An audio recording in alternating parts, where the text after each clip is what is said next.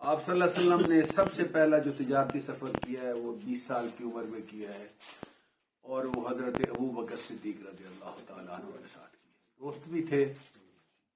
اور مل کے تجارت بھی کی، اور آپ کو پتہ ہی ہے کہ ابوبکر صدیق حضور سے تقریباً 2 سال یا 2.5 سال عمر میں چھوٹے تھے۔ تو آپ نے جو پہلا سفر کیا ہے وہ بغرض تجارت کہاں کا کیا؟ شام کا کیا، اور اس میں بھی اسی طرح کا واقعہ ویسے پیش آیا جس طرح ابو طالب کے ساتھ سفر میں پیش آیا تھا کہ جب آپ وہاں پہنچے ہیں شام، تو وہاں بھی ادھر ایک راہب کے ساتھ آپ کا جو ہے وہ ٹاکرا ہوا یا اس سے ملاقات ہوئی۔ تو اس نے جب دور سے ہی دیکھا کہ حضور وہاں سفر کے دوران رکے کہیں، اس کی خانقاہ کے قریب درخت کے نیچے بیٹھے، تو اس کی دور سے جب نظر پڑی تو اس نے کس سے پوچھا کہ یہ درخت کے نیچے جو بیٹھا یہ شخص کون ہے؟ حضرت ابوبکر صدیق سے پوچھا بلکہ، تو آپ نے فرمایا کہ ان کا نام محمد بن عبداللہ بن عبد المطلب ہے، یہ قریشی ہیں اور مکہ میں رہتے ہیں، بیت اللہ کے قریب رہتے ہیں۔ تو اس نے یہ سن کے کہا بالکل ٹھیک کہتے ہو، اس کا نام محمد ہی ہونا چاہیے۔ آپ ٹھیک کہہ رہے ہو کہ جو میں نے دیکھا ہے اس شخص کا نام کیا ہونا چاہیے؟ کیا مطلب؟ اس نے علامات نبوت کو، آپ کی صورت کو، آپ کی حلیے کو دیکھ کے اس نے پہچان لیا، اور اس نے ایک بات یہ کی کہ اس درخت کے نیچے حضرت سلیمان علیہ السلام کے بعد ہی پہلا شخص ہے جو بیٹھا ہے۔ خیر بہرحال یہ وہ چیزیں ہیں جو تاریخ نے بیان کی ہیں۔ اللہ کے نبی علیہ الصلوۃ والسلام نے ان مشاغل کے ساتھ جو معاشرتی سرگرمیوں میں بھی حصہ لینا شروع کیا، وہ بھی نوجوانی کی عمر ہے آپ کی۔ سب سے پہلے آپ نے جو ایک جنگ میں حصہ لیا جو بنو کنانہ قریش اور بنو قیس کے درمیان ہوئی ہے، جس کو حرب فجار کہتے ہیں۔ فجار گناہگاروں کو کہتے ہیں، کس لیے کہتے ہیں کہ عربوں کے ہاں مقدس مہینوں میں ذی-القعدہ، ذی الحجہ اور محرم اور رجب میں یہ 4 محترم اور احترام کے مہینے سمجھے جاتے تھے۔ ذی-القعدہ میں لوگ حج کے لیے سفر کرتے تھے، ذی الحجہ حج کا زمانہ اور مہینہ ہوتا تھا، اور محرم میں واپسی ہوتی تھی، اور رجب انہوں نے اپنی تجارتی سرگرمیوں اور کاروبار کے لیے ایک مہینہ رکھا ہوا تھا کہ اس میں ہم جنگ تاکہ اپنی روزی کمائیں، اپنے کام اور اپنی باقی مصروفیات۔ تو یہ کیونکہ انہی دنوں میں ہوئی، انہی محترم مہینوں میں ہوئی تھی، اس لیے اس کو حرب فجار بھی کہتے ہیں۔ اچھا، آپ کو پتہ ہے کہ عربوں کے ہاں میلے لگا کرتے تھے، اور اچھا وہ عربوں کا تو بہت صدیوں زمانہ پہلا ہے۔ میں جب 5ویں 6ٹھی 7ویں پڑھتا تھا تو ہمارے زمانے میں بھی دیہاتوں میں بڑے شہر 50 60 100 میل تک نہیں ہوتے تھے، تو مختلف جگہوں پہ میلے لگتے تھے، اور مجھے اچھی طرح میں نے آنکھوں سے دیکھا ہے لوگ اپنی بیٹیوں کا جہیز اور سامان اور پورے سال کی ضروریات کی چیزیں وہاں سے خریدتے تھے، اور میلوں میں 60 100 میل سے تاجر آ کے اپنے سامان وہاں، اپنی مصنوعات، اپنی چیزیں، اپنی پیداوار۔ تو میلہ گویا سالانہ منڈی ہوتی تھی جو اس علاقے میں لگا کرتی تھی۔ تو اسی طرح یہ مکہ اور طائف کے درمیان بھی ایک جگہ تھی عکاظ، وہاں بھی میلہ لگا کرتا تھا، تجارت ہوا کرتی تھی۔ تو وہاں بنی کنانہ کا ایک شاعر تھا۔ اچھا، پھر جب یہ میلے لگتے لوگ بھی اکٹھے ہوتے، اور شاعروں کو آگے پیچھے تو سننے کے لیے ملتا نہیں، جہاں 4 لوگ مل جائیں تو شاعروں کو بڑا شوق ہوتا ہے کہ ہمارا کوئی کلام سنیں، تو وہ اپنا کلام بھی وہاں سناتے تھے، اپنے آبا و اجداد کے بڑا فخریہ کارنامے گنا کرتے تھے۔ تو بنو کنانہ کا ایک شخص تھا بدر بن معاشر، اس نے آ کے اپنا کلام پیش کیا، اور کلام پیش کرتے ہوئے اس نے زبان کا ایسا جادو جگایا اور اتنا آگے بڑھ گیا جذبات میں کہ اس نے پورے مجمع عرب کو، سارے لوگوں کو جو وہاں آئے ہوئے تھے ان کو مخاطب ہو کے کہا کہ میں عرب کا سب سے معزز آدمی ہوں، اس وقت کوئی بھی میرے پلے کا نہ شاعر، میرا ہم پلہ نہیں ہے۔ اور ساتھ ساتھ مخاطب ہو کے یہ بھی کہہ دیا اگر کسی کو میرے سے زیادہ معزز ہونے کا دعویٰ ہے تو پھر تلوار میرا اور اس کا فیصلہ کرے گی۔ اب عربوں میں اور تو کوئی چیز تھی نہیں، حمیت جاہلیہ ہی تو رہ گئی تھی ان کے اندر، باقی تو نہ کوئی کردار تھا، نہ کوئی مال تھا، نہ دولت تھی۔ اس کا جب یہ دعویٰ سنا تو مجمع میں سے احمر بن مازن نامی ایک شخص نکلا اور اس نے اس کا ایک ہی وار سے کام تمام کر قتل کر دیا اس کو. اگر تلوار فیصلہ کرے گی تو میں آ رہا ہوں تیرا فیصلہ کرنے. ظاہر ہے اب ایک شاعر ایک قبیلے کا سردار ایک بڑا ان کے ہاں شاعر کسی قبیلے میں پیدا ہو جانا بڑی بات سمجھی جاتی تھی کیونکہ شاعر ہی جنگوں پہ اکساتے تھے قوم کو آگے لے جاتے تھے اور ان کو حوصلہ دلاتے تھے اور لڑائیوں کے اندر ان کا بڑا کردار ہوتا تھا. اللہ اکبر. تو خاصی خونریزی ہوئی معاملہ ٹلا. اگلے سال پھر اس میں جگہ پہ اکٹھے ہوئے پھر ان قبائل کی جنگ شروع ہو گئی. 1 سال 2 سال 3 سال تک یہ جنگ ہوتی رہی اور بالآخر جب بہت زیادہ کشت و خون ہوا. اصل میں یہ جنگ جو تھی بنو کنانہ اور قیس کے درمیان تھی. پھر قریش کیونکہ بنو کنانہ کے حلیف تھے وہ بھی ساتھ شامل ہو گئے تو بنو کنانہ اور قریش ایک طرف تھے اور بنو قیس ایک طرف تھے. تو خیر اس جنگ کے اندر قریش کے جو سردار تھے یا ان کی جو کمان سنبھالی ہوئی تھی وہ حضور اکرم صلی اللہ علیہ وسلم کے چچا حضرت زبیر بن عبد المطلب تھے. حضور اکرم صلی اللہ علیہ وسلم کو بھی قریش کا ساتھ دینے کے لیے ساتھ جانا پڑا لیکن تمام مورخین اور سیرت نگار اس پہ متفق ہے کہ حضور نے براہ راست جنگ میں حصہ نہیں لیا. ہاں البتہ اتنا ہے کہ اپنے چچاؤں کی طرف آنے کے لیے ان کا دفاع کرتے رہے یا جو تیر مخالفین کے آتے تھے وہ اکٹھے کر کے اپنے چچاؤں کو دیتے تھے. تو سیرت نگاروں نے یہ بھی لکھا ہے کہ کیونکہ قتل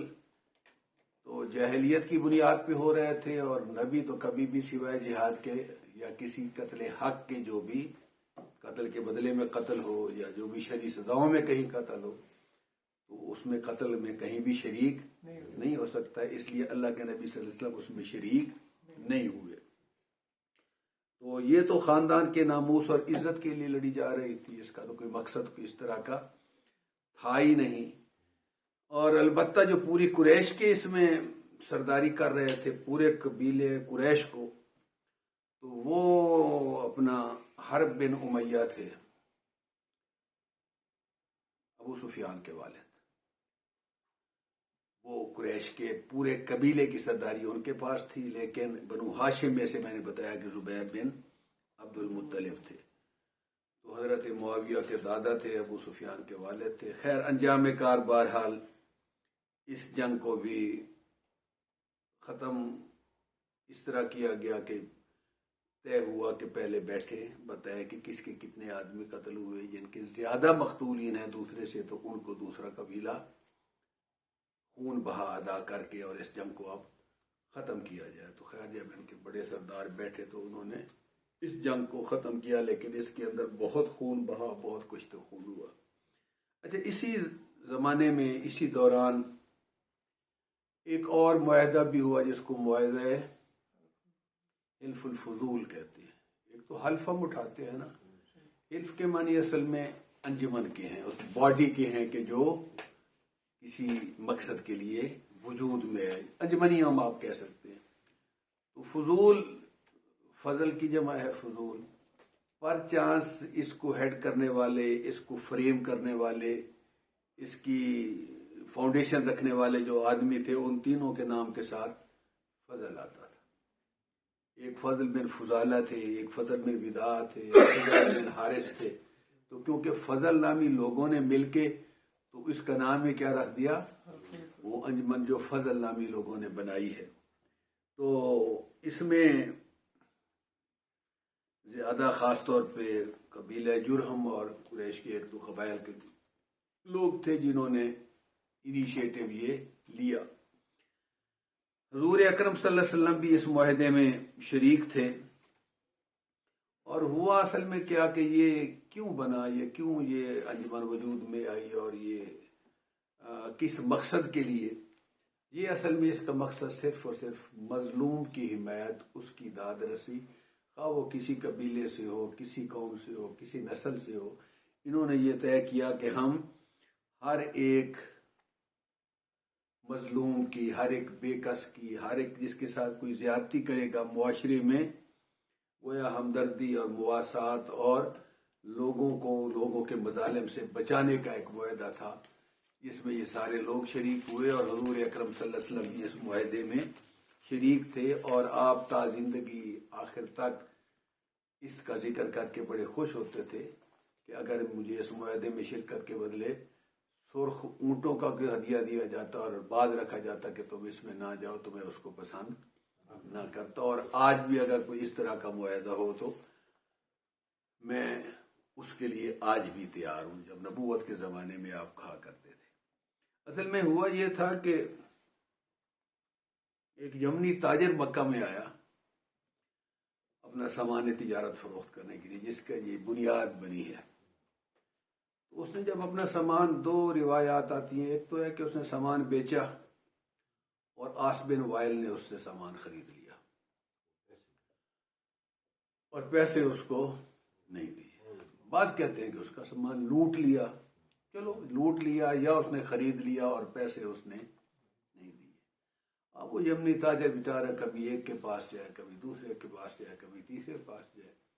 لیکن یہ آس بن وائل بڑا مؤثر، بڑا سردار، بڑا طاقتور، یہ صحابی مشہور عمرو ابن عاص کے والد تھے۔ تو مانے جاہلیت تھا، ظاہر ہے چینا جبتی کے ساتھ طاقتور کی ایک نشانی سمجھی جاتی تھی۔ تو یہ شخص جب اس کو کچھ سمجھ نہ آئی، پھر بیت اللہ میں سرداروں کے پاس گیا، پھر بھی کسی نے بات نہ سنی، تو پھر ایک پہاڑ پہ چڑھ گیا اور اس نے اس وقت کے زمانے کے مطابق وہاں کھڑا ہو کے نوحہ پڑا ایک طرح کا سمجھو، اور اپنی مظلومیت کی پوری داستان سنائی، اور ایسے الفاظ میں اس نے گفتگو کی کہ جو نیک دل لوگ تھے وہ تڑپ اٹھے کہ یہ اس کے ساتھ بڑی زیادتی ہو رہی ہے کہ بیچارہ آیا ہے ہمارے پاس سامان کی فراہمی کے لیے، آیا ہے ہمیں گھر بیٹھے چیزیں پہنچاتا ہے، تو کتنا ظلم ہے کہ اس کا سامان ہی چھین لیا جائے اور اس کو پیسے تک نہ دیے جائے۔ تو اس پہ ان لوگوں نے، عبداللہ ابن جدعان بڑا مشہور اور بڑا نیک دل شخص ہے، اس کے گھر میں یہ لوگ سارے اکٹھے ہوئے، اور وہاں پھر ان لوگوں نے طے کیا کہ کوئی سا بھی ہو آئندہ، اور مظلوم کوئی بھی ہو، ظلم کرنے والا کوئی بھی ہو، ہم ہمیشہ مظلوم کا ساتھ دیں گے، ہر بے کس کا ساتھ دیں گے، ہر کمزور کا ہم سہارا بنیں گے، اور کسی کے ساتھ ہم زیادتی نہیں ہونے دیں گے۔ تو اس معاہدے میں حضور اکرم صلی اللہ علیہ وسلم نے، اور اسی دوران ایک اور واقعہ بھی جو آپ سنتے رہتے ہیں، صحیح حدیث مبارکہ میں آتا ہے، تو حضور اکرم صلی اللہ علیہ وسلم اس وقت بھی آپ کی عمر تقریباً 20 برس کے قریب تھی، تو حضور اکرم صلی اللہ علیہ وسلم نے ایک شخص کے ساتھ، کیا نام ہے اس کا، ذہن سے اتر گیا، کوئی معاہدہ کیا، کاروباری بات کی، تو اس نے کہا آپ صلی اللہ علیہ وسلم ابھی رکے اور میں واپس، عبداللہ ابن ابی الحمصہ، عبداللہ ابن حمصہ جو ہے وہ آیا حضور کے پاس، حضور سے بات چیت کی، کچھ طے کیا اور کہا کہ آپ رکے میں آتا ہوں، پیسے لینے گیا یا کوئی چیز لینے گیا، کوئی اس کاروباری معاملے میں، تو اس کو جا کے خیال بھول گیا۔ وہ کہتے ہیں کہ میں 3 دن کے بعد گزرا تو حضور وہاں موجود تھے، 3 دن کے بعد گزرا تو حضور اکرم صلی اللہ علیہ وسلم وہاں، اور انہوں نے پھر مجھے دیکھ کر حضور نے فرمایا کہ عبداللہ تم نے مجھے بڑی تکلیف دی، تیری وجہ سے مجھے بڑی، اس سے زیادہ آپ نے کچھ نہیں۔ تو اس وقت ابھی نبوت یا وحی یا اس سلسلے سے بھی پہلے، آپ کی عمر میں بتا رہا ہوں کہ 20 سال کے قریب تھی، تو اس وقت بھی حضور اکرم صلی اللہ علیہ وسلم کے یہ اعلیٰ اقدار، ایفائے عہد، وعدے کو پورا کرنا، کمٹمنٹس کو پورا کرنا، تو یہ نبوت ملنے سے پہلے یہ ایک بڑا مشہور واقعہ ہے، اور یہ خود انہوں نے بیان کیا کہ میں گزرا تو حضور وہاں میرے منتظر تھے۔ اچھا، اسی تجارت کے دوران پھر وہ واقعہ بھی پیش آیا کہ آپ حضرت خدیجہ رضی اللہ تعالیٰ عنہ مال تجارت لے کے تشریف لے گئے۔ حضرت خدیجہ رضی اللہ تعالیٰ عنہ ذہن میں رکھیں انتہائی مالدار خاتون تھی، خدیجہ ابن خویلد، بنت خویلد ابن کہہ رہا ہوں، لیکن یہ بیوہ خاتون تھی، لیکن تاجرہ تھیں، مالدار تھیں، خود نہیں جاتی تھیں، لیکن مکہ کے تاجروں کو اپنا مال دے کے یمن میں، شام میں، اس وقت جو بھی تجارتی قافلے جہاں بھی جاتے تھے ان کو بیچتی تھی۔ اس نے جب حضور اکرم صلی اللہ علیہ وسلم کی شرافت کی، آپ کی دیانتداری کی، آپ کی صداقت کی، آپ کی امانت کی، اور آپ کی جو واقعات ہم بیان کر رہے ہیں، شہرت سنی، تو اس نے بھی اپنا مال تجارت دے کے اللہ کے نبی صلی اللہ علیہ وسلم کو پہلے کنسنٹ لی، پوچھا، حضور اس کے لیے تیار ہو گیا کہ ٹھیک ہے میں مال تجارت اتنے حصے پہ، اتنے معاوضے پہ لے کے جانے کے لیے تیار ہوں۔ تو اس نے اپنا جو تھا خادم یا غلام میسرہ جو تھا اس کو بھی ساتھ بھیجا کہ تو خیال رکھے گا، دوسرے اخلاق نبوت کا مشاہدہ بھی کرے گا، آ کے بتائے گا بھی، اور تیسرا حضور اکرم صلی اللہ علیہ وسلم کی خدمت بھی۔ تو وہ خادم بھی تھا، ساتھی بھی تھا، معاون بھی تھا، کمنٹیٹر اور دیکھنے والا بھی تھا۔ تو آپ صلی اللہ علیہ وسلم کے وہ ساتھ رہا۔ اچھا، وہاں بھی پھر آپ دوسرا جب پہنچے ہیں تو نستور اور رامی، ہر جگہ جہاں بھی آپ جس سفر پہ گئے ہیں کوئی نہ کوئی اس طرح کا واقعہ پیش آیا ہے۔ تو وہاں بھی نستور اور نامی جو ہے وہ راہب، اس سے حضور اکرم صلی اللہ علیہ وسلم ان کی خانقاہ کے پاس آپ کا گزر ہوا، وہاں آپ ٹھہرے۔ اس نے کیا مشاہدہ کیا کہ حضور قدرتی ایک درخت کے نیچے آ کے بیٹھے جو سوکھ چکا تھا، کوئی جگہ نہیں تھی، ظاہر آپ کو پتہ ہے بیابان تھے، جنگل تھے، کوئی ایسے ہرے بھرے درخت ہر جگہ موجود نہیں، تو وہ سوکھا ہوا ایک درخت تھا۔ آپ اس کے نیچے بیٹھے، اس نے دیکھا کہ شخص بیٹھا ہے اور جو ہے وہ شاخیں ہری ہونی شروع ہو گئی، درخت میں فوراً ہریالی آنی شروع ہو گئی، درخت سایہ دار بن گیا، جبکہ اس کا نہ کوئی سایہ تھا، نہ اس پہ ہریالی تھی، نہ اس پہ پتے تھے۔ تو اس نے پھر آدمی بھیجا اور میسرہ جو تھا وہ ساتھ تھے۔ اس نے پوچھا، اس سے پوچھو یہ کون شخص ہے؟ پھر میسرہ میں حضور اکرم صلی اللہ علیہ وسلم کا وہی تعارف بتایا کہ نوجوان یہ قریشی ہیں، حرم میں رہتے ہیں، مکہ کے رہنے والے ہیں، فلاں کے بیٹے ہیں، فلاں کے پوتے ہیں۔ تو اس شخص نے پوچھا کہ یہ جو نوجوان بیٹھے اس کی خد و خال کیسے ہیں، چہرہ کیسا ہے؟ پھر اس نے پوچھا ان کی آنکھیں کیسی ہیں؟ اس نے بتایا آنکھیں نہایت سیاہ ہیں اور ان کی سفیدی میں سرخ ڈورے موجود ہیں، یعنی جو علامات اس کو پتہ تھی برے نبوت کے بارے میں بھی۔ تو اس نے کہا کہ یہ تو وہی نبی آخر الزماں ہے جس کا دنیا کو شدت سے انتظار ہے۔ یعنی ہر سفر پہ، ہر موقع پہ، اور یہ ذہن میں رکھیں کہ اس وقت جو راہب تھے اس وقت کے دین عیسوی کے مطابق بڑے باخدا لوگ تھے، نیک